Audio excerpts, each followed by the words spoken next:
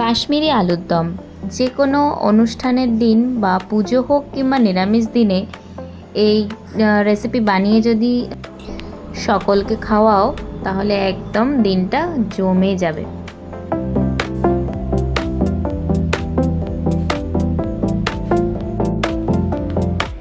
তো একটা কড়াই নিয়ে নিতে হবে, তার মধ্যে দিয়ে দিতে হবে সর্ষের তেল, বেশ খানিকটা সর্ষের তেল। পুরো রান্নাটা কিন্তু সর্ষের তেলেই হবে, তাহলে টেস্টটা আরও বাড়বে।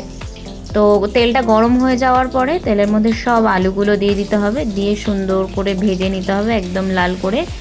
আর আলুর মধ্যে শুধু দিতে হবে একটু নুন, কোনো হলুদ দেওয়া যাবে না এর মধ্যে। এমনি সর্ষের তেলে ভাজা হচ্ছে সেই কারণে অটোমেটিক এটা এমনি কালার চলে আসবে।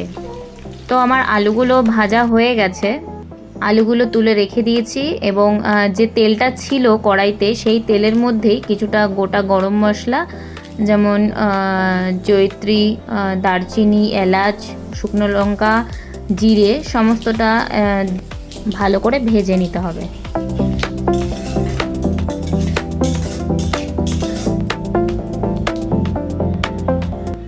এবার অ্যাড করব কিছুটা হিং।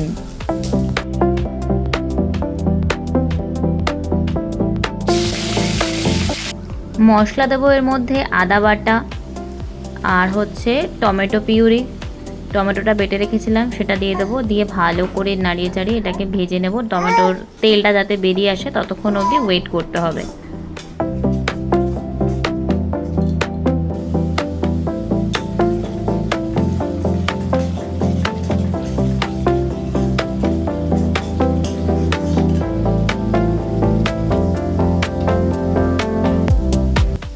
টমেটো কষানো হয়ে গেছে, এরপর আমি এর মধ্যে দিয়ে দেবো একটা মিক্সড মশলা, যার মধ্যে আছে টক দই, মৌরি বাটা আর হচ্ছে শুকনো লঙ্কার গুঁড়ো। তো সবটা মিক্স করে আমি দিয়ে দিয়েছি, আর মশলাটা একটু কষিয়ে নিয়ে তার মধ্যে আরেকবার দিয়ে দিলাম আমি কাজু বাটা।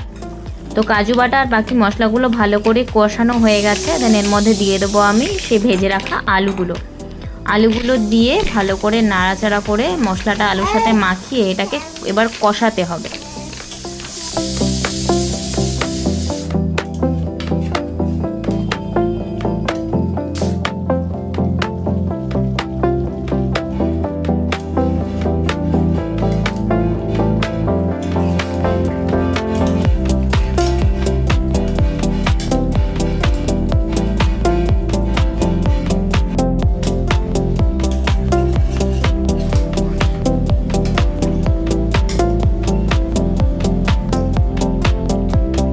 আলুগুলো ভালো করে কষিয়ে নিয়েছি, ওর মধ্যে আমি দিয়েছিলাম একটু নুন, আর এখন দিচ্ছি গরম জল, ফুটন্ত গরম জল দিয়েছি যাতে রান্নার টেস্টটা আরও একটু বেড়ে যায়।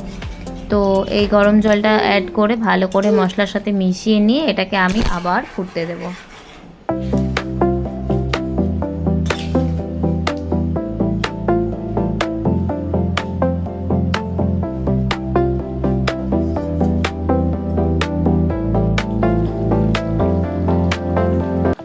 ফুটে গেছে, তো এরপর আমি দিয়ে দেবো এর মধ্যে বেশ খানিকটা ঘি, যেটা আমি একটু আঁচে গলিয়ে নিয়েছিলাম।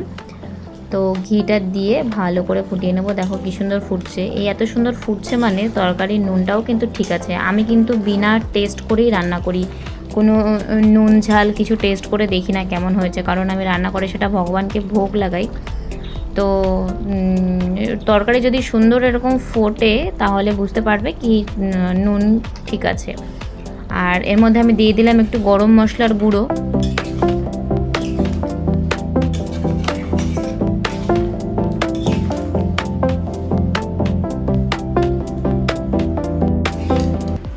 দেখো আমার রান্না কিন্তু হয়ে গেছে, আমি সুন্দর সার্ভ করে নিচ্ছি।